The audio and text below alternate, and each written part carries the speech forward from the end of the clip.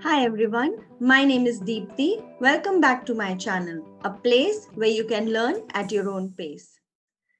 So in today's video, we are going to focus on book 13, test 1, and we will do the listening section. So this is the third section of test 1, and we are going to do multiple choice question types. So let's get started. You will hear two biology students called Emma and Jack discussing an experiment they are going to do together. First, you have some time to look at questions 21 to 25.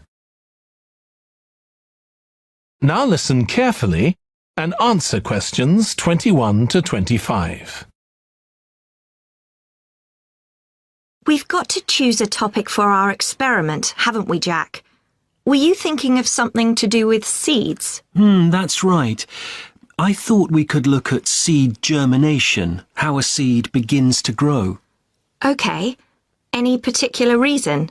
I know you're hoping to work in plant science eventually. Yeah, but practically everything we do is going to feed into that.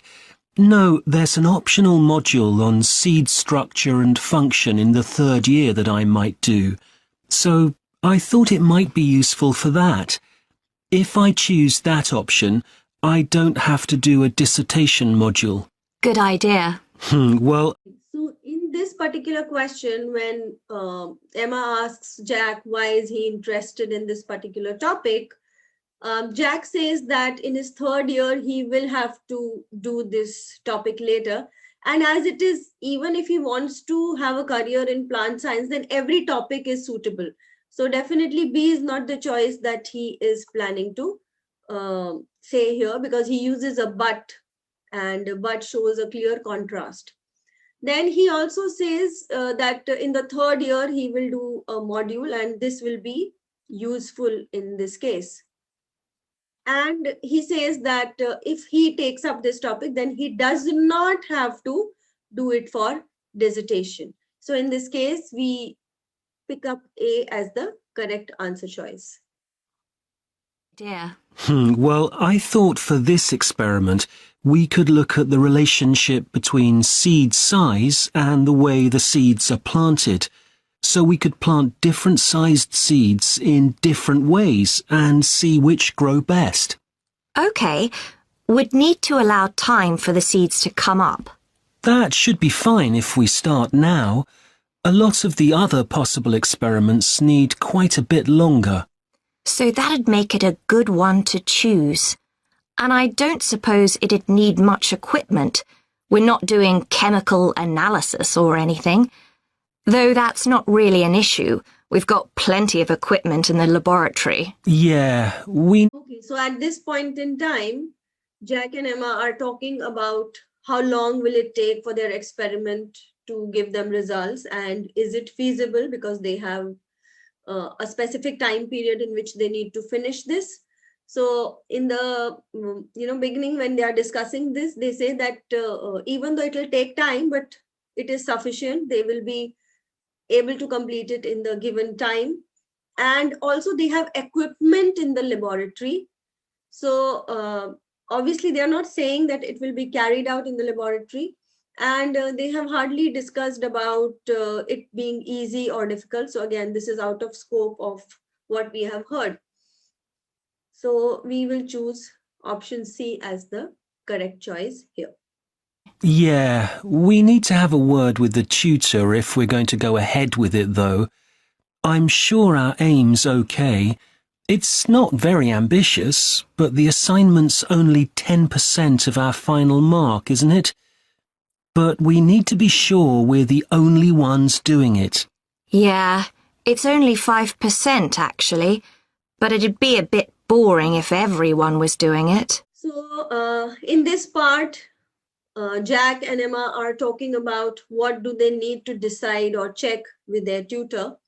And they discuss that, obviously their aim is appropriate or not. That is not their major concern. But they want to know that if others are also doing this same topic, in that case, what they are doing will become boring, monotonous. and that is what they don't want to get into. So we will choose option B as the correct choice here. They already have an idea about how much the assignment will contribute to their final grade. The lady clarifies that it is not 10%, it is 5%. So this cannot be an answer choice. Did you read that book on seed germination on our reading list? The one by Graves? I looked through it for my last experiment, though it wasn't all that relevant there. It would be for this experiment, though. I found it quite hard to follow. Lots about the theory, which I hadn't expected. Yes, I'd been hoping for something more practical. It does include references to the recent findings on genetically modified seeds, though. Yes, that was interesting. Okay, so for question number 24, what Jack and Emma are discussing is, Emma says that the book was relevant for the previous topic, but it is not for this topic.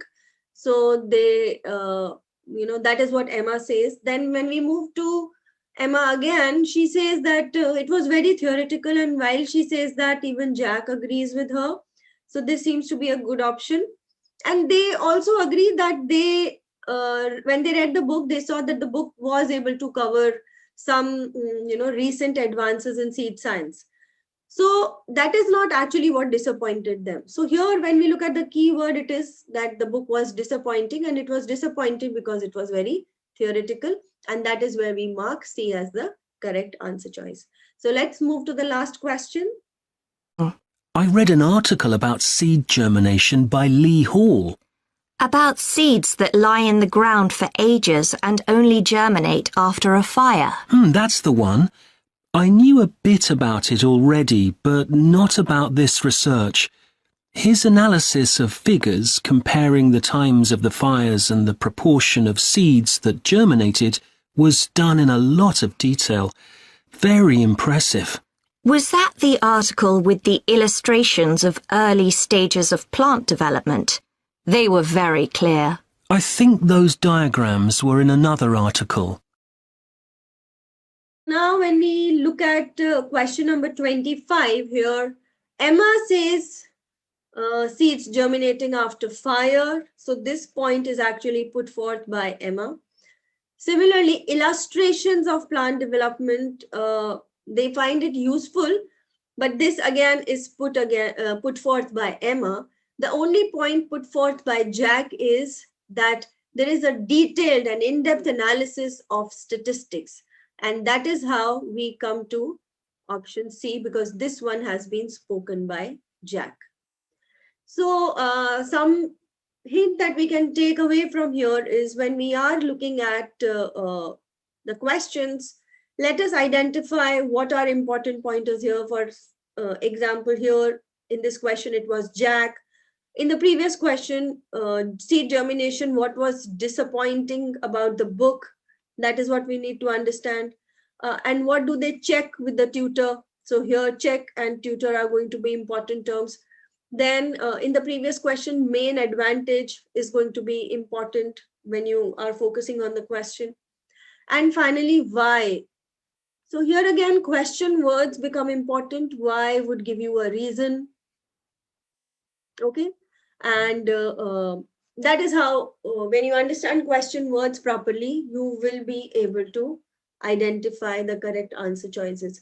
So the key here again is to read the questions carefully, look at the options, eliminate the wrong choices, and come to the correct answer. Elimination will be very important in multiple choice question types in listening. I hope you found these strategies useful. So don't forget to like my video, share it with your friends, subscribe to my channel, and press the notification bell so you never miss an update. If you're interested in taking online classes, one-to-one sessions, you can contact me on Instagram or Facebook.